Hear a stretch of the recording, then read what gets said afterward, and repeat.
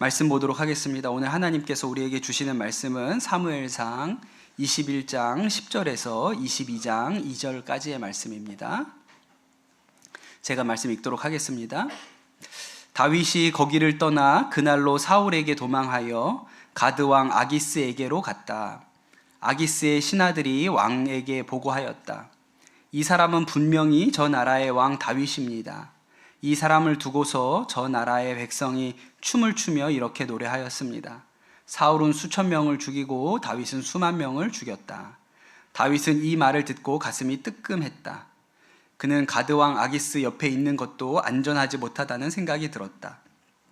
그래서 그는 그들이 보는 앞에서 미친 척을 하였다. 그들에게 잡혀있는 동안 그는 미친 사람처럼 행동하여 성문 문짝 위에 아무렇게나 글자를 긁적거리기도 하고 수염에 침을 질질 흘리기도 하였다. 그러자 아기스가 신하들에게 소리쳤다. 아니 미친 녀석이 아니냐? 왜 저런 자를 나에게 끌어왔느냐? 나에게 미치광이가 부족해서 저런 자까지 데려다가 내 앞에서 미친 짓을 하게 하느냐? 왕궁에 저런 자까지 들어와 있어야 하느냐? 다윗은 거기에서 떠나 아둘람 굴 속으로 몸을 피하였다. 그러자 형들과 온 집안이 그 소식을 듣고 그곳으로 내려가 그에게 이르렀다. 그들뿐만 아니라 압제를 받는 사람들과 빚에 시달리는 사람들과 원통하고 억울한 일을 당한 사람들도 모두 다윗의 주변으로 몰려들었다. 이렇게 해서 다윗은 그들의 우두머리가 되었는데 400여 명이나 되는 사람들이 그를 따랐다. 아멘. 하나님의 말씀입니다. 다윗이 사울 왕을 피해서 도망다니는 고난의 세월에 대한 이야기를 여러분하고 계속 나누고 있습니다. 근데 제가 조금 걱정이 되는 부분 중에 하나는 우리 초등학생들은 거의 공감되는 부분이 없겠다 이런 생각이 듭니다. 여러분, 우리 초등학생들 고난이 뭔지 압니까? 여러분, 고난이 뭔지 알아요? 눈물 젖은 초코파이가 뭔지 알아요? 잘 모르죠. 그래서 여러분하고는 늘 상관없는 얘기를 하는 것 같아서 여러분이 볼만한 영상 하나 준비했습니다. 여러분은 그냥 이것만 보셔도 되겠어요. 영상 하나 불 꺼주시고 틀어주시면 좋겠습니다. 우리 초등학생들한테 문제 내볼게요. 오늘 본 영상을 사자성어로 하면 심각하네 진짜. 사자성어가 뭔지는 알죠? 사자성어가 뭔지 몰라요? 동서남북 이게 사자성어예요. 동서남북 이런 거 네 글자로. 이거 뭐라고 하죠? 뭐라고? 누가 얘기한 것 같아. 여러분 큰일입니다 진짜. 네, 동병상련이라고 하죠. 동병상련 처음 들어봤습니까? 아유 그렇구나. 동병상련 처음 들어봤구나. 같은 병을 앓고 있는 사람들이 서로에게 연민을 느낀다 이런 말이 동병상련이에요. 다리 하나가 없는 강아지를 선물 받은 소년이 처음에는 시큰둥하죠. 그런데 강아지가 씩씩하게 노는 걸 보면서 같이 밖에 나가서 놀려고 결심을 합니다. 그런데 가서 보니까 이 소년도 다리 하나가 없는 거예요. 그러니까 동병상련 같은 병을 앓고 있는 사람이 서로에 대해서 연민을 가진다는 말이에요. 이런 이야기가 있습니다. 어느 집에 강도가 들었는데 주인이 뭔가 부스럭거리는 소리가 들려가지고 잠에서 깬 거예요. 근데 강도가 마주친 거죠. 강도가 총을 들이대고 손들어 꼼짝마 이렇게 얘기를 했는데 이 주인이 엉겁결에 한쪽 손만 왼쪽 손만 이렇게 들었다는 거예요. 그래서 아니 두 손 다 들어야지 왜 한쪽 손만 들어 그랬더니 이 주인이 하는 얘기가 죄송한데 제가 오른쪽 팔은 그 신경통이 심해가지고 이게 내가 들고 싶어도 들 수가 없다고 그렇게 얘기를 하는 거예요. 그랬더니 그 말을 들은 강도가 완전히 얼굴 표정이 바뀌면서 부드러운 말투로 신경통입니까? 이렇게 물어봤다는 거예요. 그랬더니 나도 신경통이 있는데 내가 원래는 공장에서 일하고 직장 잘 다녔는데 이 신경통 때문에 일도 못하고 밤에는 이 신경통 때문에 아파서 잠도 못 자고 결국 뭐 먹고 살아야 되니까 할 일이 어떻게 방법이 없어서 이런 일을 하고 있지 않소. 그러면서 둘이 이 신경통에 대해서 온갖 얘기를 하다가 결국 날이 샜다는 거예요. 그리고 이 강도가 주인에게 사과를 하고 잘 살아보겠다고 하고 그렇게 집을 나갔다는 이야기가 있습니다. 제가 지어낸 얘기가 아니고 마지막 입새라는 소설로 유명한 오헨리의 단편집에 나오는 강도와 신경통이라는 소설의 줄거리입니다. 사울 왕이 다윗을 죽이려고 하고 다윗이 이제 도망을 다니게 되지요. 처음에는 사무엘 선지자한테 갔고 그 다음에는 요나단을 만나러 갔습니다. 그러나 누구도 이 다윗을 도와줄 수 있는 사람이 없었어요.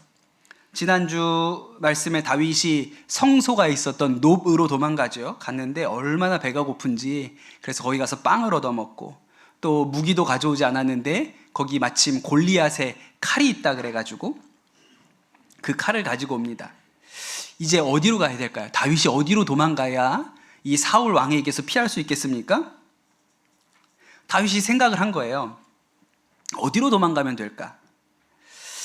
이스라엘이 사울 왕의 나라니까 사울의 나라가 아닌 곳으로 도망가야겠다. 사울이 다스리지 않는 곳으로 도망가야겠다. 그래서 어디로 가냐면 블레셋으로 도망을 갑니다. 골리앗의 나라가 블레셋인데 그 골리앗의 나라 블레셋으로 도망을 가는 거예요. 사울이 못 쫓아오는 것은 확실하죠. 그런데 여러분 여기라고 안전할까요? 블레셋의 아기스 왕 앞에 갔는데 아기스 왕은 잘 기억을 못하는 것 같은데 신하들은 이 다윗이 누군지를 잘 알고 있습니다. 골리앗을 쓰러뜨린 사람. 그 사람이구나 그렇게 알고 있는 거예요. 그래서 다윗이 여기도 안전하지 않겠다고 나오려고 하는데 또 순순히 보내줄 리가 없잖아요. 그래서 다윗이 어떻게 합니까? 아기스 왕 앞에서 살아나오려고 미친 척을 합니다. 수염에 침을 질질 흘리고 미친 사람 흉내를 낸 거예요. 아기스 왕이 나중에 화가 나서 여기에 미치광이가 부족해서 저런 자까지 여길 데리고 왔느냐 호통을 치는 바람에 다윗이 그 아기스 왕 앞에서 도망쳐서 나올 수가 있었습니다. 그리고 이제는 어디로 가야 될까? 얼마나 고민이 되겠어요. 사울의 나라로 갈 수도 없고 블레셋에 있을 수도 없습니다. 그래서 다윗이 어디로 가냐면 이스라엘과 블레셋의 경계 지역으로 그 중간지대 같은 데로 갑니다.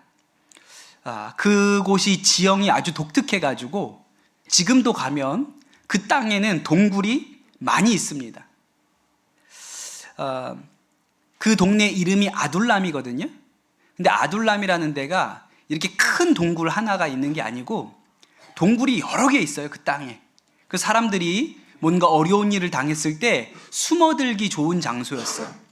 그래서 아둘람이라는 말이 그 뜻 자체로 피난처라는 의미를 가지고 있습니다. 다윗이 이 아둘람에 들어가서 살게 되었을 때 이 다윗의 가족들이 그 소식을 듣고 이 아둘람으로 내려옵니다. 가족들 말고도 압제받는 사람, 또 빚에 시달리는 사람, 원통하고 억울한 사람, 이런 사람들이 다 아둘람으로 몰려들었다는 거예요. 그렇게 해서 다윗 아래에 모인 사람이 400명 정도 되었다. 오늘 성경이 그렇게 기록을 합니다.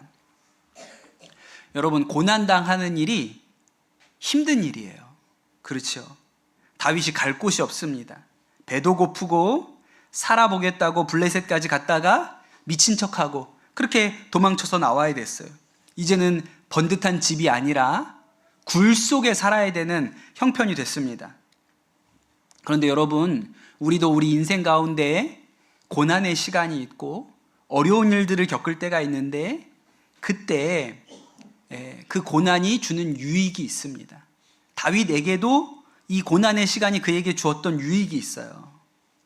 그 유익이 무엇이냐면 어려움에 처한 사람들의 마음을 깊이 공감하고 헤아릴 수 있게 된다는 거예요. 다윗이 골리앗과 싸움에 이기고 왕의 사위가 되고 전쟁에 나가서 승승장구했습니다. 이럴 때, 이렇게 잘 나갈 때는요, 어려운 사람 이야기를 들어도 대면합니다. 공감하는 척, 위로하는 척 그렇게 하지만 실제로는 그 어려움을 잘 몰라요. 굶어봐야 배가 고픈 게 뭔지를 알고 억울한 일을 당해봐야 진짜 억울한 게 어떤 심정인지를 알게 되는 것이죠. 제가 여러분 보시는 것처럼 어려서부터 모범생으로 컸습니다. 모범생 같지 않습니까? 풍모가? 동의 좀 해주세요. 우리 초등학생들 내 모범생 같아? 안 모범생 같아, 목사님? 모범생 같지? 네, 아닌 것 같습니다. 저는요, 방황하고 이런 시절 자체가 없었어요. 초등학교, 중학교, 고등학교 결석해 본 적 한 번도 없고, 대학교 4년, 대학원 2년 휴학 한 번 해본 적도 없습니다. 그냥 꼬박 잘 다녔어요. 그리고 전도사 하다가 목사 되었고, 또 군대에도 군목으로 갔다 왔고, 지금까지 한 해도 쉬어본 적이 없습니다. 예, 그냥 뭘 해야 되지? 앞으로 어떻게 살아야 되지? 이런 거 고민하고 쉬거나 놀러 다니고 이렇게 해본 적이 없어요. 뭘 하면서 살아야 되나 이런 고민을 해본 적도 없습니다. 그냥 늘 눈앞에 뭔가 해야 될 일이 있었고 그냥 그거를 해내면서 살았어요. 그래서 사실 우리 청소년들 중에 사춘기돼서 방황하고 이렇게 부모님 말씀 안 듣고 이런 친구들 얘기 듣잖아요. 그럼 저는 목사기 때문에 공감하는 척을 하지만 실제로는 전혀 공감하지 않습니다. 대학생들이 내 진로에 대해서 난 뭘 해야 되지? 어떻게 살아야 되지? 이런 거 고민하고 이런 시절이 있잖아요. 와서 저한테 상담을 하잖아요. 솔직히는 공감하는 표정만 짓지만 연기는 하지만 솔직히 공감이 충분히 되는 건 아니에요. 솔직히 그런 얘기 들으면 어떤지 아세요? 화가 나요. 전 걱정할 게 없는 것 같은데 좋은 집에서 좋은 부모 만나가지고 걱정할 거 없이 사는 것 같은데 왜 저걸 못해? 왜 저게 안 되는 거야? 저걸 왜 못하는 거야? 이런 생각이 든단 말이에요. 그런데 제 아내 얘기를 들어보면 제 아내는 목사님 딸로 태어났는데 청소년 시절에 부모님하고 갈등도 깊었고 그래서 이렇게 방황하는 시절이 있었어요. 나중에 시간 되시면 저희 아내한테 춤 한번 춰보라 그랬어요. 춤도 잘 춥니다. 잘 놀았기 때문에. 좋아해요, 아주. 네.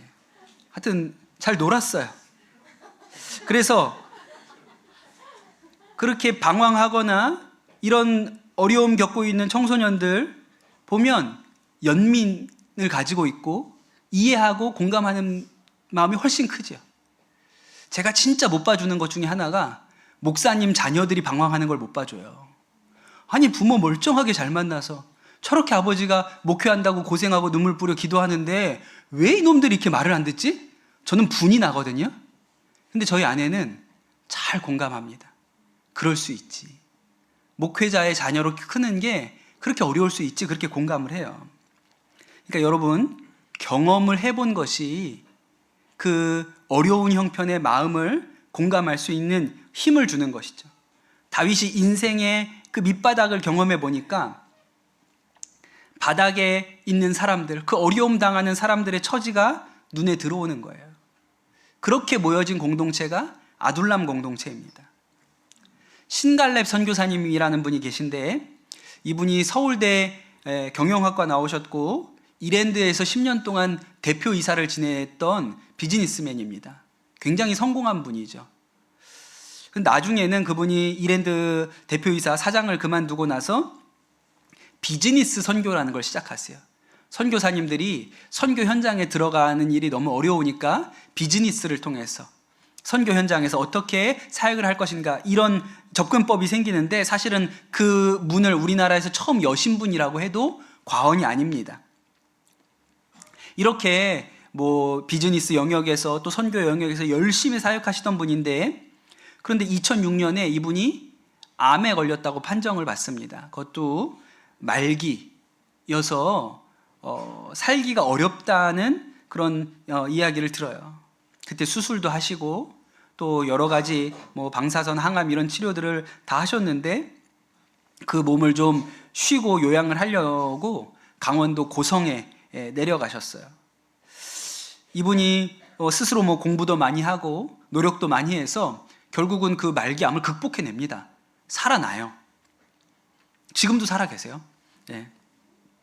그런데 자기가 그렇게 암으로 투병하고 나니까 주변에 암 환자가 너무 많은 거예요. 이렇게 만났나 싶을 정도로 많은 거예요.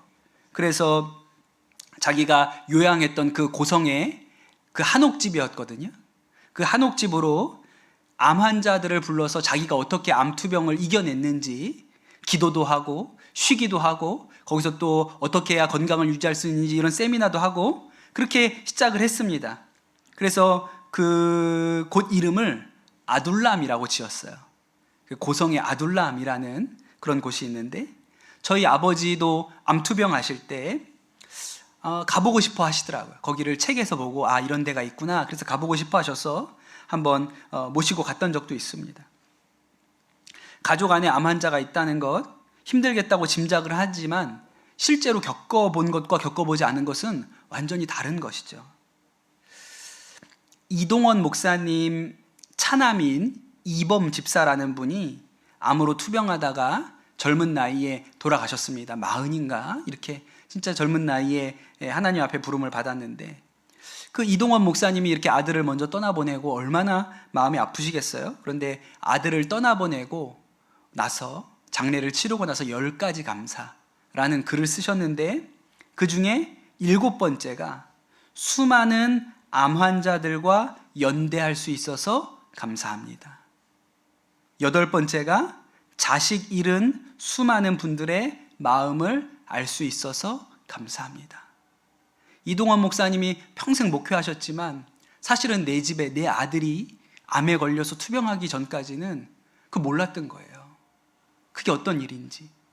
그리고 아들을 떠나보냈던 이고 나서야 자녀를 먼저 앞세운 부모들이 어떤 심정인지를 이제 그제서야 이제 알게 되셨다는 것이죠. 미국에 마리아 앤더슨이라는 가수가 있습니다. 잘 모르시죠? 휘트니 휴스턴은 아시지만 마리아 앤더슨은 잘 모르시잖아요. 옛날 사람이에요. 1800년대 말에 1890몇 년 이렇게 태어나셨을 거예요.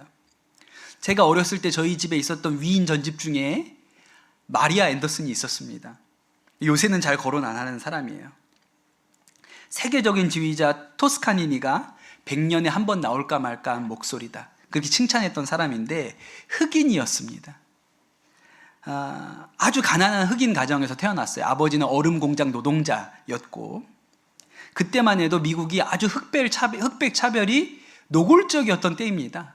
링컨이 노예세 해방 선언을 했지만 여전히 흑백의 차별이 만연한 때였어요.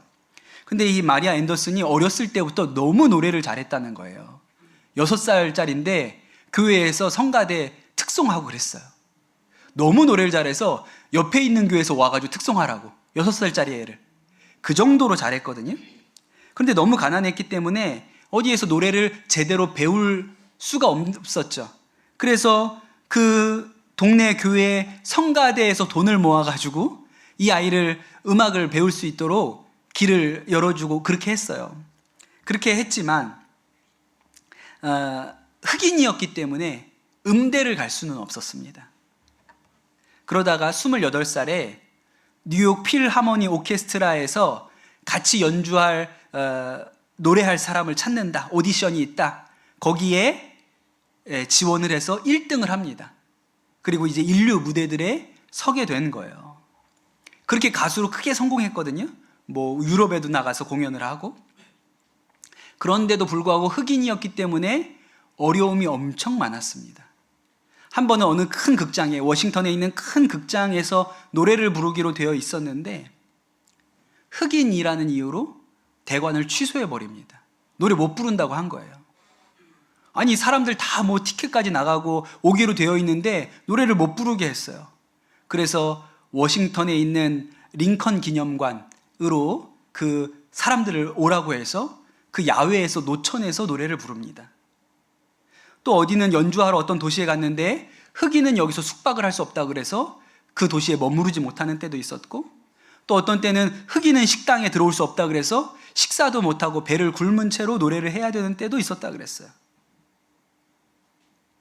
한 번은 한 기자가 이 마리아 앤더슨한테 물어봅니다. 가장 행복했던 순간이 언제입니까? 라고 물어봤는데 이 마리아 앤더슨이 뭐라고 대답했냐면 어머니에게 가서 어머니 더 이상 남의 집 빨래를 안 하셔도 됩니다. 제가 이제 어머니 먹고 사는 것 정도는 책임질 수가 있어요. 라고 얘기했던 날이 자기 인생의 가장 행복했던 날이라고 그렇게 얘기했어요. 사람들이 이 마리아 앤더슨의 노래를 왜 그렇게 좋아했을까요? 단지 노래를 잘해서일까? 아니에요. 그녀의 노래를 들으면 위로하는 힘이 있었던 거예요. 그 사람이 아프고 힘들었던 시절을 버티고 견뎌냈었던 그 마음으로 노래를 하니까 노래만 들어도 사람들 안에 감동이 있어요. 1953년에 우리나라 한국전쟁이 거의 끝날 쯤 돼서 53년에 우리나라에 왔습니다. 마리아 앤더슨이. 부산에 왔는데 그때 부산에서 이렇게 오페라 가수가 노래할 수 있는 변변한 극장 하나가 없어요, 부산에. 그래서 초등학교 운동장에다가 가설로 무대를 만들고 거기에서 노래를 합니다. 그 10,000명의 한국 사람들, 피난민들, 미군들, 그렇게 한 10,000여 명이 모여서 그 노천에서 그 운동장 바닥에 앉아서 그 노래를 들었다는 거예요. 여러분, 이분이 그냥 아무 어려움 없이 컸던 사람이라면 노래는 잘할지 몰라도 감동이 크진 않았을 거예요. 그런데 아픈 시절, 어려운 시절을 다 이 노래로 녹여내었기 때문에 이 노래가 달랐던 것이죠. 다윗이 아둘람에 있을 때 압제받는 사람, 빚에 시달리는 사람, 원통하고 억울한 사람들 다 몰려왔다 그랬습니다. 400명이나 되었다 그랬어요. 다윗도 똑같은 형편이었고 서로가 앉아가지고 너는 뭐 때문에 어렵니? 너는 어쩌다가 여기 오게 됐니? 너는 무슨 문제가 있었니? 그렇게 서로 이야기를 나눌 때 서로가 위로가 되고 힘이 되는 거죠. 일어설 수 있는 힘이 그 안에서 생기는 것입니다. 그래서 이 사람들이 나중에 다윗과 함께 나라를 세우는 아주 중요한 사람들이 돼요. 최측근이 됩니다. 사울 왕도 왕이 되고 나서 힘 있는 사람들, 아주 잘 싸우는 사람들을 다 자기 편으로 끌어모았다고 성경에 나오거든요. 그런데 여러분, 이 사람들은 사울 왕의 힘을 보고 그의 권력을 보고 찾아온 사람들입니다. 그러니까 나중에 사울이 죽고 나니까 다 배신하고 떠나요. 다 배반합니다. 그런데 여러분, 다윗에게 몰려든 사람들은 다른 거예요. 이 사람들은 어떤 사람입니까? 어려움을 함께한 사람들이에요. 다윗이 뭘 해줄 수 있어서 온 게 아닙니다. 그걸 바라고 다윗한테 간 것도 아니에요. 그런데 그 어려운 사람들끼리 모여서 서로 위로를 얻고 힘을 얻었습니다. 그러니까 이 사람들은 단단해요. 잘 깨지지 않습니다. 그래서 나중에 다윗이 일으킨 이 왕국이 힘이 있었던 거예요. 견고한 사람들이 모여 있었기 때문에 그렇습니다. 제가 좋아하는 목사님 중에 김병연이라는 목사님이 계세요. 이름 되게 특이하죠. 김병연 목사님이세요. 이분이 아내가 뇌경색으로 쓰러지셔서 그렇게 쓰러지셔서 깨어나지 못하신 지가 벌써 20년이 됩니다. 지금도 집에서 이 아내의 쓰러진 아내를 돌보시면서 목회하시는 목사님이세요. 이 사모님 쓰러지셨을 때 막내가 3개월이었습니다. 그러니까 이 아이가 태어나고 딱 3개월 만에 엄마가 그렇게 뇌경색으로 쓰러지신 거예요. 그때 둘째가 5살이었고 첫째가 9살이었습니다. 제가 처음 이 김병연 목사님 얘기를 들었을 때는 결혼을 안 했을 때라 이게 무슨 의미인지를 몰랐어요. 아내가 쓰러졌는데 막내가 3개월, 둘째가 5살, 첫째가 9살이었다는 얘기가 그때는 그게 무슨 얘기인지를 잘 몰랐어요. 근데 지금은 그거 어떻게 했을까? 그런 생각이 들지요. 또 하필 그때가 이 목사님이 개척교회를 시작하신 지 얼마 안 된 시점이었습니다. 그러니 이 목사님이 아내 간병해야 되고 아이들 키워야 되고 목회까지 감당해야 되는 일을 하셨어야 되는 거예요. 그거 얼마나 어려웠겠어요. 사실 뭐 하나도 제대로 할 수가 없는 형편이었겠죠. 그 개척할 때 10가정이 모여서 개척을 한 교회였거든요. 근데 여러분, 그 10가정이 모였는데 사모님이 저렇게 쓰러지시고 나니까, 그 목사님 가정에 저렇게 어려운 일이 생기니까 그 경제적인 부담도 이 10가정이 나눠져야 될 거 아니에요. 그러니 얼마나 이 신앙생활하고 교회에 있는 게 어렵겠어요? 보통 이런 경우면 교인들도 부담스럽고 목회는 어렵고 그러다 보면 교회가 점점 안 되기 마련이죠. 근데 참 놀라운 일은 그 교회에 사람들이 계속 왔다는 거예요. 여러분, 세상에 아주 훌륭한 목사님, 유명한 목사님이 내가 힘들 때 와서 손잡아 주시면서 힘드세요, 하나님께서 일으켜 주실 거예요 라고 하는 것보다 훨씬 더 큰 위로가 어디에 있는지 아세요? 나보다 더 힘든 사람 보면 위로가 됩니다. 나보다 더 어려운 사람 보면 위로가 돼요. 야, 저 목사님은 저렇게 사모님 쓰러지고 애들 키우고 그러면서도 이 목회를 저렇게 하시는데 야, 나 정도는 괜찮네. 나도 힘들지만 저 목사님 비하면 나 정도면 야, 힘들다고 할 것도 아니네. 그게 위로가 되는 거예요. 그래서 사람들이 그 목사님이 어떤 분인지 보러 일부러 와봐요. 다른 사람은 몰라도 저 목사님은 내 어려움을 공감해 줄 것이다. 그런 마음으로 오는 것이죠. 김병년 목사님이 이렇게 쓰셨어요. 2005년 교회를 개척하고 나서 아내가 뇌경색으로 쓰러졌다. 당시 수술을 맡은 의사는 깨어나도 식물인간이라고 했다. 그런데 그 쓰러진 아내는 자신의 연약함으로 교회를 하나 되게 했다. 온 성도들이 하나 되어 아내의 회복을 위해 기도함으로써 교회의 기초를 쌓았다. 연약한 아내를 중심으로 우는 자들이 모였다. 아내의 모습을 보는 것만으로도 적어도 이 교회는 사람을 버리지 않겠구나 하며 은혜를 받았다. 낮아짐은 이렇듯 깊은 위로를 준다. 모든 사람의 마음에 경계의 빗장을 풀어주고 쉬도록 한다. 연약한 자가 강한 자를 안아주는 것이다. 그렇게 쓰셨어요. 그래서 이 교회가 사모님 쓰러지고 이제 20년 됐는데 그 어려움 속에도 계속 성장해서 지금은 300명이 넘게 모이는 건실한 교회가 지금은 되어 있습니다. 오늘 말씀에 나오는 아둘람 공동체가 되어 있는 것이죠. 여러분, 우리가 어려운 일 당할 때도 고난의 때에도 그 안에도 하나님이 주시는 유익이 있습니다.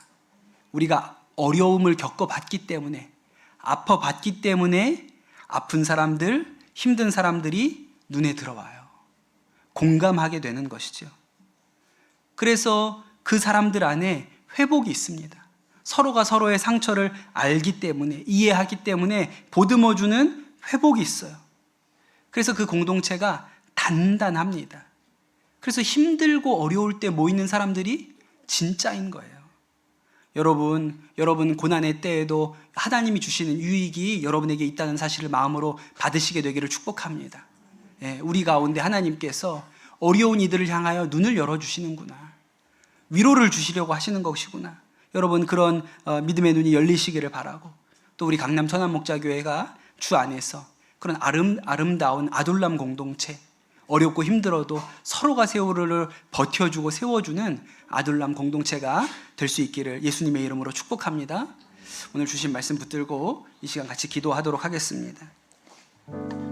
하나님, 고난의 때에도 하나님이 주시는 유익이 있는 것을 깨닫게 하여 주시옵소서. 내가 이 어려움을 겪어봤기 때문에 다른 사람 어려울 때 공감할 수 있고 위로할 수 있고 같이 눈물 흘릴 수 있는 것, 하나님, 그것이 하나님이 우리로 낮아지게 하시는 이유인 것을 깨닫게 하여 주옵소서. 또한 우리 교회가 이 아둘람 공동체처럼 어렵고 힘든 이들이 모여서 서로가 서로를 부둥켜 안고 세워내는 아름다운 공동체가 되게 하여 주시옵소서. 이 시간 우리 합심해서 기도하도록 하겠습니다. 은혜와 사랑이 풍성하신 주님, 감사드립니다. 오늘 우리를 이 복된 예배 가운데 불러주시고 주의 말씀 듣게 하시니 감사를 드립니다. 하나님, 다윗이 참 인생의 고난을 통과하고 있지만 그러나 그 가운데서도 하나님이 주시는 은혜가 있고 유익이 있다는 것을 말씀을 통하여 보게 됩니다. 다윗이 이 어려움 당할 때 어려운 자들, 억눌린 자들, 빛에 눌린 자들에 대하여 눈이 열리게 하시고 그가 그들을 끌어안고 품어낼 수 있는 그런 믿음의 힘과 능력을 주신 것을 우리가 말씀을 통하여 깨달으오니 하나님 우리 가운데도 그러한 힘과 능력이 있게 하여 주시옵소서. 더불어 하나님 우리 강남 선한목자교회가 하나님 이 아둘람 공동체와 같이 어려울 때 더 견고하고 서로를 세우고 일으켜낼 수 있는 그런 아름다운 공동체가 되도록 주님 축복하여 주시옵소서. 감사합니다. 모든 말씀 우리 주 예수 그리스도의 이름으로 기도드립니다. 아멘.